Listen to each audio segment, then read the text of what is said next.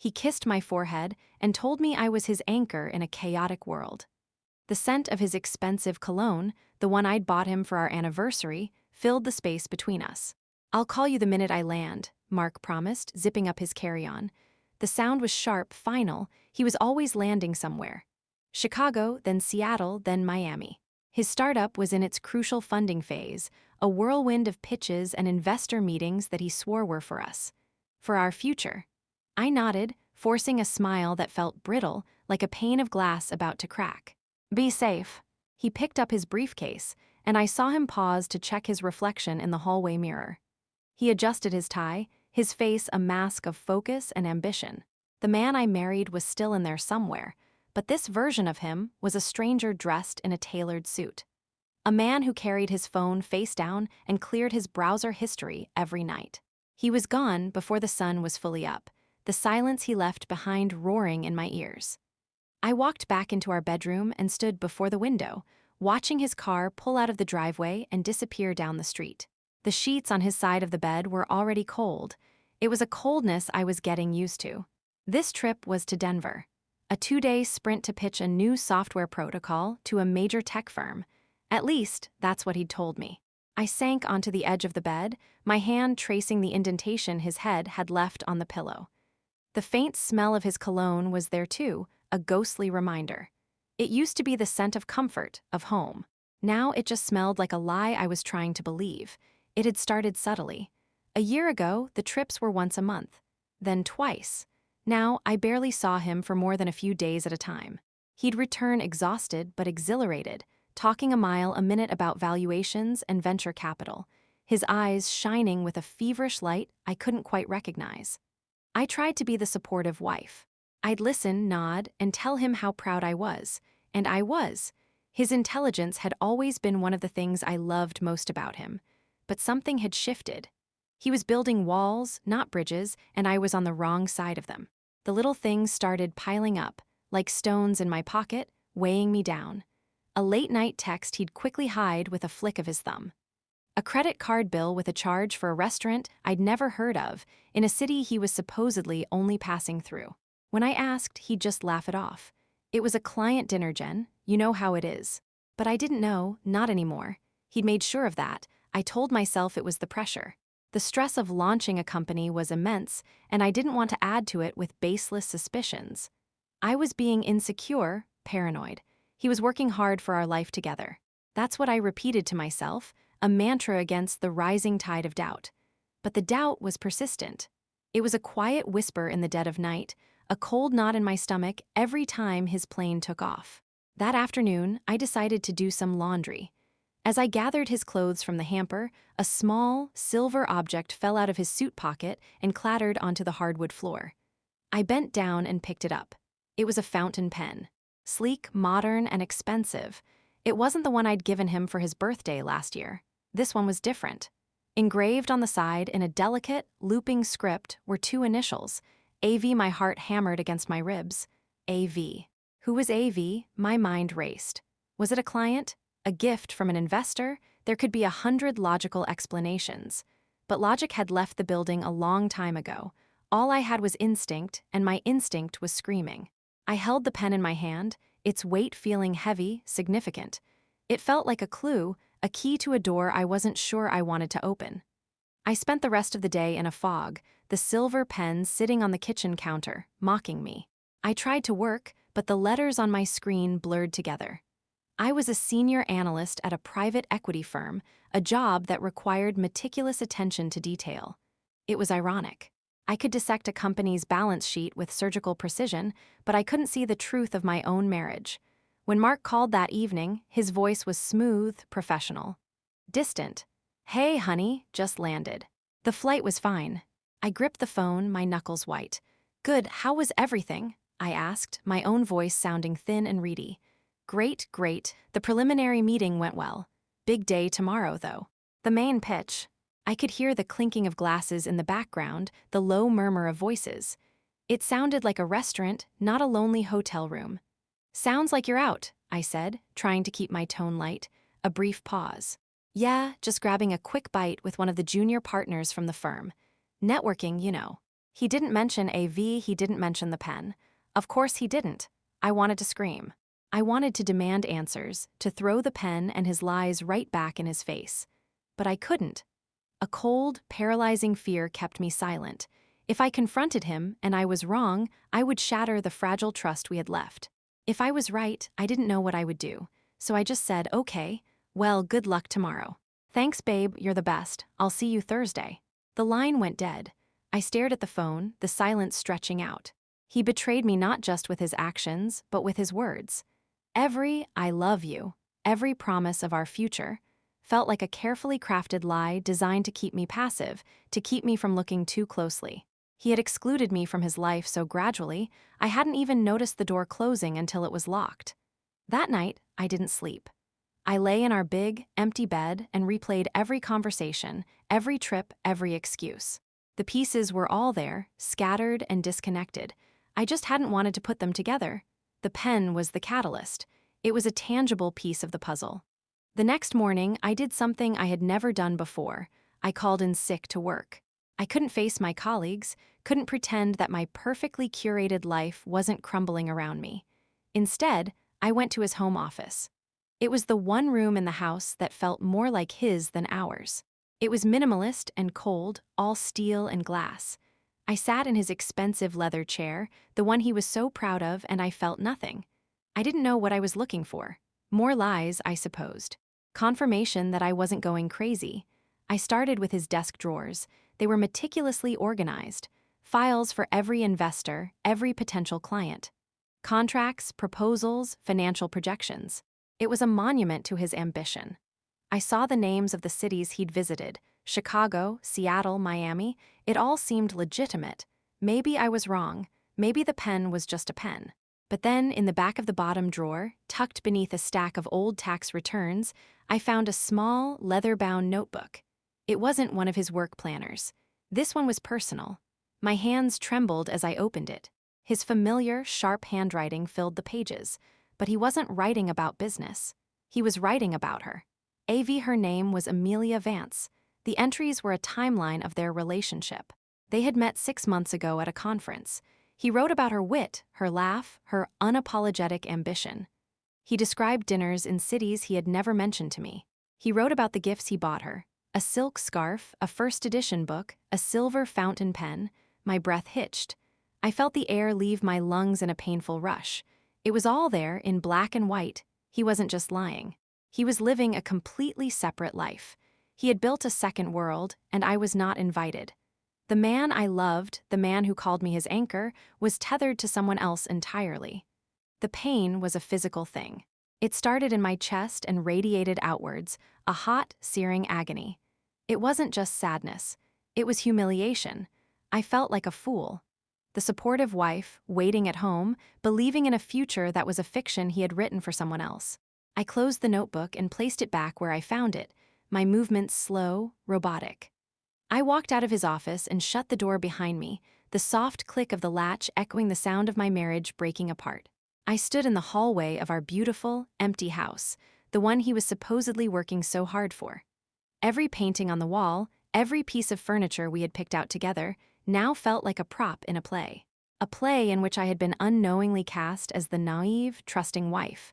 The betrayal was so complete, so absolute, it was almost elegant in its cruelty. I didn't cry. The shock was too deep for tears. I just felt hollow. A vast, echoing emptiness had opened up inside of me. He had made me feel like I was crazy for doubting him. He had looked me in the eyes and lied, over and over again, with a calmness that now chilled me to the bone. He had let me organize my life around his, around the dream of a future he was actively giving to another woman. He hadn't just cheated on me. He had mocked the very foundation of our life together. He had made our home a lie, our conversations a script, and my love a tool for his deception. I walked into the kitchen and saw the silver pen still sitting on the counter, gleaming under the recessed lighting. A.V. Amelia Vance. I picked it up, its cold weight a stark contrast to the fire of shame burning in my gut. I should have thrown it, smashed it against the wall. But I didn't. I slipped it into my pocket. It was evidence. It was a reminder. A reminder that my instincts had been right all along. A reminder of just how thoroughly I had been betrayed. That's when I realized that the man I had married was gone. In his place was a stranger, and I was living in that stranger's house. I spent the next 2 weeks in a state of suspended animation. On the outside, nothing changed. I went to work. I paid the bills. I answered the phone when he called. But on the inside, I was a ghost, haunting the ruins of my own life. When he returned from Denver, he was buoyant, full of stories about the successful pitch. He brought me a small gift, a silver bracelet. The irony was so bitter it almost made me laugh. "For my anchor," he said, fastening it around my wrist. "To thank you for holding everything down while I'm out there slaying dragons." I looked at the bracelet, cold against my skin. Another lie, another prop. I just smiled and said, "It's beautiful, thank you." My compliance seemed to reassure him. He settled back into our routine, oblivious to the chasm that had opened between us. He didn't notice the new silence in my voice, the way I flinched almost imperceptibly when he touched me. He was so absorbed in his double life that he couldn't see the woman right in front of him was disappearing. I told myself it didn't matter, but it did. Every shared meal was a performance. Every night in the same bed was a silent torment. I would lie awake for hours, listening to the steady rhythm of his breathing and wonder who he was dreaming of. I felt profoundly, utterly alone. I couldn't tell my friends or my family. How could I explain the depth of his deception without sounding like a victim in a cheap drama? The shame was a heavy cloak, suffocating me. I had built my identity around our partnership, our shared success. Admitting it was all a lie felt like admitting my own failure. So I kept it all inside. The loneliness was a constant companion, a shadow that followed me from room to room in our perfect, silent house. I started spending more time at the office, losing myself in complex financial models and market analyses. Work was logical. It was predictable. In the world of numbers, there were no hidden meanings, no secret lives. Everything added up. My own life felt like an equation with a missing variable. One evening, my boss, a man named Arthur who had been my mentor for years, called me into his office. "Jennifer," he said, his expression serious. "You've been off your game lately. Is everything all right?" I almost broke down right there. I almost told him everything, but the words wouldn't come. "I'm just tired," I lied, the word tasting like ash in my mouth. "A lot on my mind." He nodded, but his eyes were full of a knowing sympathy that made it worse. "This new acquisition we're vetting, it's a big one. I need you focused. It's a tech startup, a small but brilliant company with a new protocol that could revolutionize data security." He pushed a file across his desk. "I want you to lead the due diligence team. It's your baby. Take the weekend, get familiar with the players." I picked up the folder, grateful for the distraction. Anything to keep my mind from circling the drain of my marriage. That night, after Mark had fallen asleep, I took the file to the guest room, the one room in the house that didn't feel contaminated by our life together. I sat on the floor, the silver pen from his pocket resting on the nightstand beside me, a cold, hard reminder. I opened the folder. The company was called Nexus Innovations. I read through the executive summary, the mission statement, the list of key personnel. My eyes scanned the page, taking in the technical jargon, the ambitious projections. And then I saw the name of the founder and CEO, the name that had been haunting my every waking moment, the name I had read in that secret leather notebook. Mark. My husband, Mark. I stared at the page, my blood running cold. The room started to spin. It couldn't be. It was a different Mark. It had to be a coincidence. But it wasn't. The bio beneath his name detailed his career path, his previous company, his education. It was him. And the photo attached to the file, it was the same one from our wedding, just cropped and photoshopped onto a corporate background. He was smiling that easy, confident smile. The smile of a man who knew he could get away with anything. Nexus Innovations. This was his company, the one he was supposedly building for us, but there was more. I flipped to the next page, the one listing the executive team, and there it was. Chief Operating Officer. Amelia Vance. AV. The pieces didn't just click into place. They slammed together with the force of a car crash. The trips, the lies, the secrets. It wasn't just a simple, sordid affair. It was this. He hadn't just built a relationship with her. He had built a company with her. They were partners, in business and in everything else. The client meetings, the investor pitches, they were all a lie. A cover story for the life he was building with her. Our money, our joint savings, the equity from our home, I had a sickening feeling he had been siphoning it all into this venture. His venture. Their venture. The air was thick, heavy. I couldn't breathe.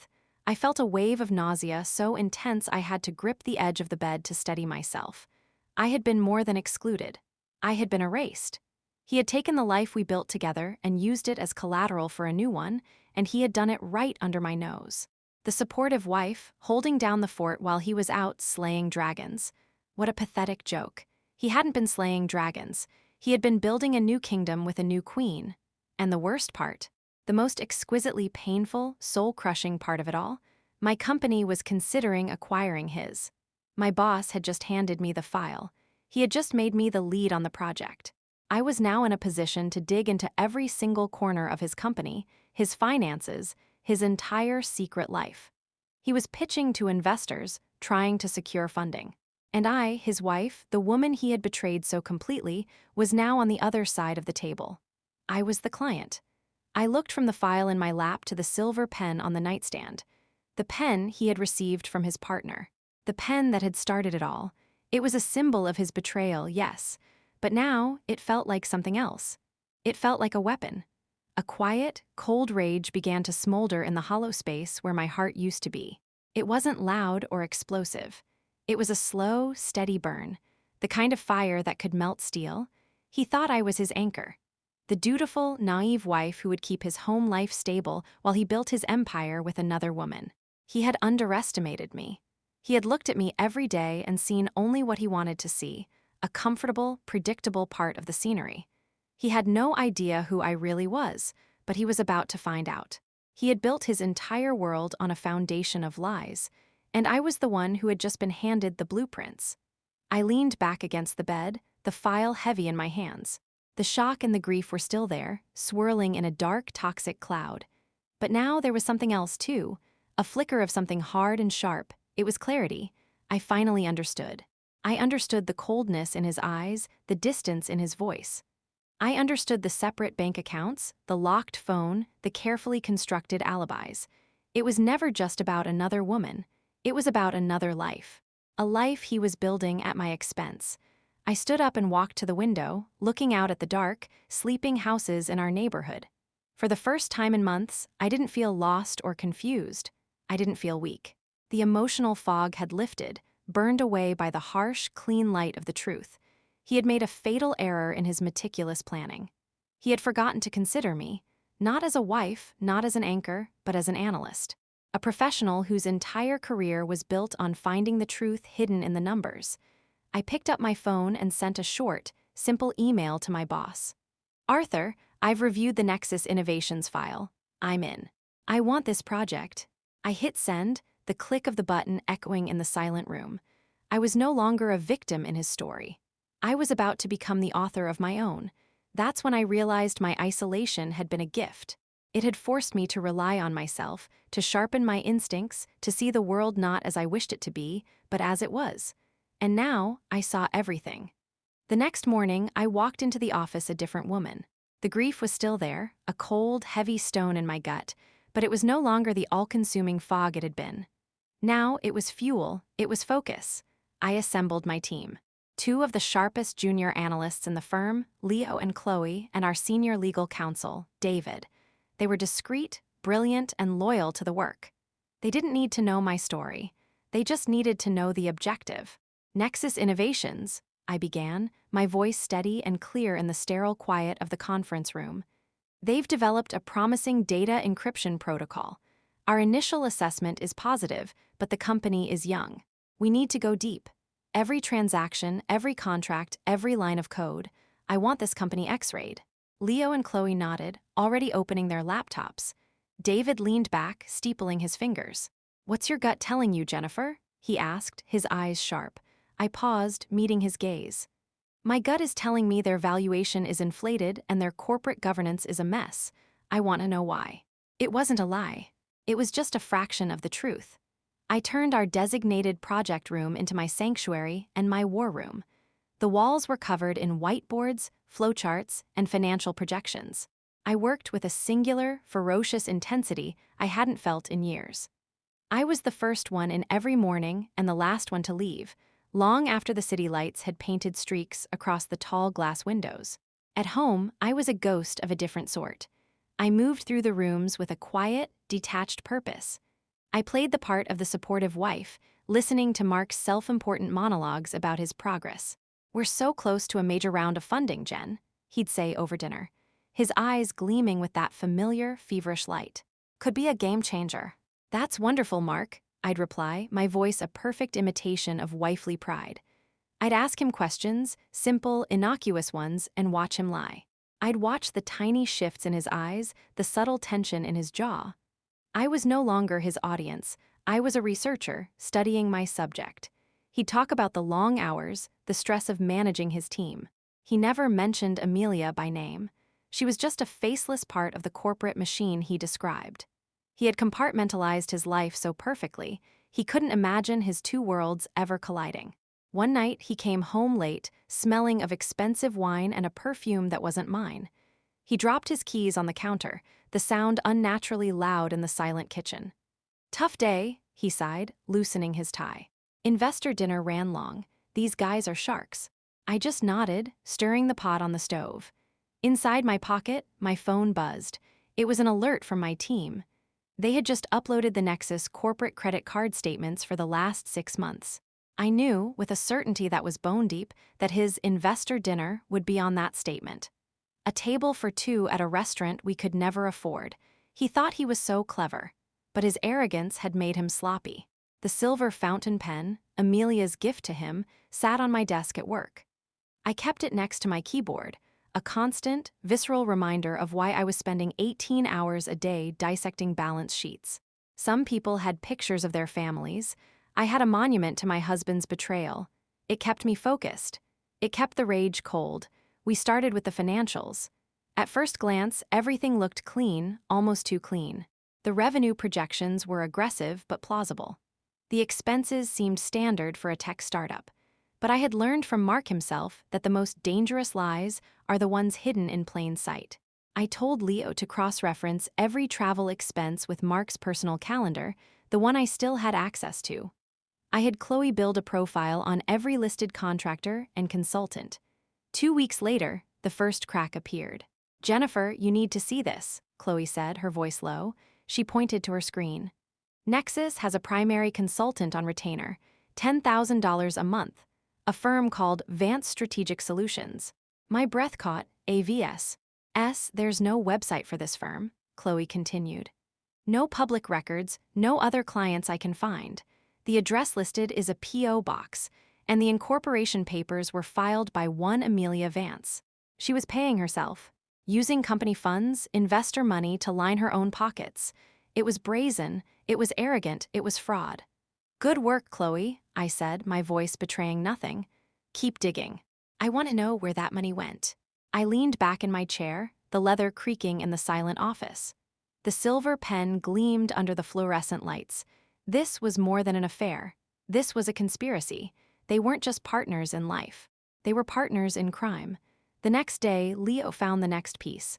"The travel receipts are a mess," he said, sliding a folder onto my desk. "Look at this. A trip to Miami in May. His flight and hotel were booked for 5 days. The investor meeting he logged was only on the first day." I flipped through the receipts he had printed. A hotel suite with a king bed. Room service charges for 2 people, every single day. Receipts from a spa for a couple's massage. A bill from a high-end jewelry store. It was their life. A vacation paid for by his investors, disguised as a business trip. A life built on money that wasn't his, on a foundation of lies told to me, to his partners, to everyone. I felt a strange sense of detachment, like a surgeon examining a diseased organ. The pain was still there, a dull, constant ache, but it was overshadowed by a cold, clarifying purpose. He hadn't just broken my heart. He had broken the law. The deeper we dug, the more we found. Inflated invoices from vendors who turned out to be personal friends. Equipment leases from shell corporations. Personal car payments buried in the administrative budget. It was a house of cards, built with my husband's ambition and his lover's greed. And I was about to be the gust of wind that brought it all down. The day of the first official conference call with the Nexus executive team arrived. My team and I gathered in the main conference room. David, our lawyer, sat beside me, his expression unreadable. I smoothed my blazer and took a deep breath, my heart hammering a steady, controlled rhythm against my ribs. "This is Jennifer," I said into the speakerphone, my voice calm and professional. "I'm leading the due diligence team for this potential acquisition. We have your CEO, Mark, and your COO, Amelia Vance, on the line." "Yes, we're here," Mark's voice came through, confident and smooth. That voice had once been my comfort. Now it made my skin crawl. Then, another voice, crisp, clear, and full of an easy authority. "Amelia Vance here. A pleasure to connect with you, Jennifer." Her voice, for a moment the room tilted. This was the woman from the notebook, the woman from the receipts, the woman who had co-authored the destruction of my marriage. I wanted to scream. I wanted to hang up. Instead, I gripped the silver pen in my hand, its cool metal a grounding force. "Pleasure is all mine, Amelia," I said, my tone perfectly even. "We have a few initial questions about your Q3 revenue projections." The call lasted an hour. I was flawless. I was sharp, incisive, and professional. I asked probing questions about their burn rate, their customer acquisition costs, their intellectual property. I could hear the subtle shift in Mark's tone as he realized this wasn't going to be a simple, friendly process. He was used to being the smartest person in the room. He wasn't prepared for me. Amelia was good. She was quick, articulate, and defended their numbers with a confidence that bordered on arrogance. She and Mark worked in perfect sync, finishing each other's sentences. They sounded like a team. They sounded like a couple. At one point, I asked a particularly pointed question about a series of unitemized development expenses. There was a brief, almost imperceptible hesitation on their end. Those were related to a proprietary software trial. Amelia jumped in, her voice smooth as glass. "We can provide the documentation, of course, but it's highly confidential." "Of course," I replied coolly. "Send it over. We're all under NDA here." She didn't know that I already had the documentation. I already knew those expenses were for a down payment on a luxury condo. Their shared condo. When the call ended, I leaned back and exhaled slowly. My hands were trembling slightly, but no one could see. David looked at me, a flicker of something new in his eyes. Respect. "You were surgical, Jennifer." I just nodded. I didn't feel triumphant. I just felt cold. I was dismantling their world, piece by piece, using nothing but the truth. And the truth was a devastating weapon. The final piece of the puzzle came late one night. I was alone in the office, the city a glittering tapestry below. I was tracing the flow of capital into Nexus, trying to find the source of the initial seed money. The records were murky, routed through a series of investment vehicles. But I had a hunch. I pulled up the statements for our home equity line of credit, the one we had opened 3 years ago for emergency renovations. For 2 years, it had sat untouched. Then, 10 months ago, a single, massive withdrawal, $250,000. The transfer was coded as a payment to a construction contractor, a company I had never heard of. I did a quick search. The company didn't exist. It was a phantom, a ghost. My fingers flew across the keyboard. I traced the wire transfer. From our joint home equity account to the fake construction company, and then, a day later, the exact same amount, minus a small service fee, was deposited into the startup capital account for Nexus Innovations. He had stolen from me, from us. He had taken the value of our home, the one tangible asset we had built together, and used it to fund his new life with her. He hadn't just betrayed my trust. He had committed grand larceny against his own wife. I stared at the screen, at the clean, undeniable path of the money. It was the smoking gun, the final, irrefutable link between his personal betrayal and his professional fraud. He hadn't just built his company on lies, he had built it with my money. Our money. The sheer audacity of it left me breathless. He had been so sure I would never look. So sure of my ignorance, my passivity. He had counted on me being the good, supportive wife, too busy holding down the fort to ever check the bank statements. I picked up the silver pen from my desk and held it in my hand. It felt different now. It was no longer just a symbol of his affair. It was a symbol of his crime. Every lie, every theft, every betrayal was contained in this one small, elegant object. I stood up and walked to the window, looking down at the endless river of headlights on the street below. Each one was a person going somewhere, living a life. For so long, I had thought my life was heading in one direction, a straight, clear path beside the man I loved. But he had been driving on a different road the entire time. The pain was no longer a fire. It had been forged into something harder, stronger. It was steel. I had the complete picture now. Every fake invoice, every hidden expense, every stolen dollar. I had a meticulously documented case of embezzlement, wire fraud, and conspiracy. And the acquisition meeting, the final presentation where Mark and Amelia would pitch their company to our firm's board, was in 1 week. He thought he was walking into a room of investors. He had no idea he was walking into his own judgment day. And I, his quiet, unsuspecting wife, was going to be the one delivering the verdict. That's when I realized revenge wasn't about shouting or crying or exposing an affair. It was about creating a moment of pure, inescapable truth. A moment where all the lies would collapse, and he would be forced to see himself for what he truly was, not in my eyes, but in the eyes of the world he was so desperate to impress. The final week was a study in controlled silence. I moved through my days with a placid, almost serene exterior that belied the storm raging within me. At home, I was a phantom. I made dinner, I asked Mark about his day, and I listened to his confident pronouncements about the upcoming presentation with a calm that must have looked like adoration. He was electric with anticipation, so blinded by his own impending triumph that he couldn't see the stranger living in his house. "You won't believe the valuation they're floating, Jen," he said one night, pouring 2 glasses of wine. He handed one to me, his fingers brushing mine. I didn't flinch. "This is it. This is everything we've worked for." The asterisk "we" was a knife twist, but I just smiled. "I'm so proud of you," I said, and the lie was so smooth, so practiced, it almost scared me. "I'm heading into the city tomorrow," he mentioned casually. "Final prep session with the team before the big day." With Amelia, I knew. I had seen the meeting on her calendar, which Chloe had managed to access. A strategy session at the condo they secretly shared. "What are you working on so late these days?" he asked, gesturing to my briefcase. "Still that big acquisition?" I took a slow sip of wine. "Yes," I said, meeting his eyes over the rim of my glass. "A tech startup. It's been fascinating. You'd be surprised what you find when you look closely enough." His smile didn't falter. He saw no warning, he saw nothing at all. "Well, don't work too hard, soon you won't have to." That was the promise he had been selling me for years. A future of ease, paid for by his genius. A future he was building for her, with my money. At the office, my war room was humming. We had finalized the presentation. It was a masterpiece of corporate storytelling, structured like a tragedy in 3 acts. The first act was their story, the promise, the innovation, the brilliant team.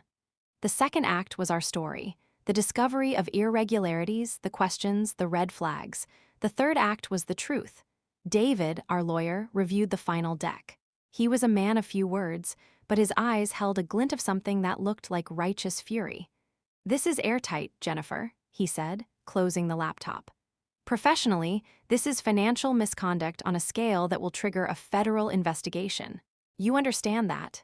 I looked at the silver fountain pen sitting on the conference table. "I understand." He paused, his gaze softening for just a moment. "Are you ready for this?" I thought of the last 2 years, the loneliness, the gaslighting, the cold side of the bed, the slow, creeping feeling of being erased from my own life. "I am," I said, and my voice was the steadiest it had been in years. The night before the presentation, a storm rolled in. I stood at the bedroom window, watching the rain lash against the glass.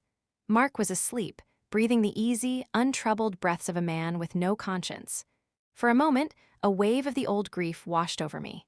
The memory of the man I had married, the man I had loved with my whole being. He was gone. I hadn't lost him to this stranger sleeping beside me. He had been this stranger all along. I didn't cry. I just let the sadness pass through me, like the storm passing over the house. By morning, the sky was clear, scrubbed clean and bright. I chose my outfit with the care of a general preparing for battle, a simple, dark navy dress. Understated, professional, powerful. I left the silver bracelet he had given me in the jewelry box. I would wear no more of his lies. When I walked into the boardroom, my team was already there. The air was thick with anticipation. Arthur, my boss and mentor, gave me a single, supportive nod. He didn't know the whole story, but he knew I was about to do something difficult, and he trusted me. The room was on the top floor, with a panoramic view of the city. The long, mahogany table reflected the morning light. I took my place at its head. A few minutes later, they arrived, Mark and Amelia. They walked in together, a portrait of success. He wore a perfectly tailored suit, the one I had picked out for him. She was elegant and sharp in a gray pantsuit, her hair pulled back in a severe, stylish knot. They were a power couple. They radiated confidence. They were laughing at some shared joke as they entered. Mark saw me first. His laughter died in his throat. His smile froze, then collapsed. I saw the sequence of emotions flicker across his face. Utter confusion, followed by a dawning, sickening disbelief. He looked at me, then at the board members, then back at me, as if trying to solve an impossible equation. Amelia's smile faded a second later as she followed his gaze. Her eyes, cool and intelligent, narrowed slightly. The room fell silent. "Jen," Mark's voice was a hoarse whisper. What are you doing here?" I offered him a small, polite smile, the same one I had practiced for weeks. "I'm leading the due diligence team for the firm," I said, my voice clear and steady, amplified by the room's acoustics. "Please have a seat. We have a lot to get through." He looked like he had been struck by lightning. He stood frozen for a moment, his briefcase slipping from his numb fingers and thudding softly onto the plush carpet. Amelia shot him a sharp, questioning look, her composure already cracking around the edges. They took their seats opposite me, the vast expanse of polished wood feeling like a chasm between us. I began. For the first 10 minutes, I was the perfect analyst. I spoke of Nexus Innovation's strengths, its disruptive potential, the brilliance of its core technology. I used their own language, their own projections. I saw Mark begin to relax, a flicker of his old arrogance returning. He probably thought this was some strange, cosmic coincidence he could manage, could control. He thought he could still lie his way out. Then I clicked to the next slide. It was titled, "Due Diligence, Areas of Concern." "While the technology is promising," I said, my tone shifting almost imperceptibly, "our deep dive into your corporate governance and financial structures has uncovered a series of significant and troubling irregularities." I looked directly at Mark. His face had gone pale. I started with the consulting firm. A new slide appeared, showing the incorporation papers for Vance Strategic Solutions. It showed the P.O. box address. It showed the monthly payments of $10,000. And it showed the sole proprietor, Amelia Vance. "We can find no evidence of any services rendered for these payments," I stated calmly. "It appears to be a mechanism for channeling investor funds directly to the COO." The board members began to murmur. Amelia sat rigid, her knuckles white where she gripped her pen. She opened her mouth to speak, but I was already moving on. The next slide showed a collage of receipts from their Miami trip, the 5-star hotel suite, the room service bills for two, the couple's massage, the jewelry store.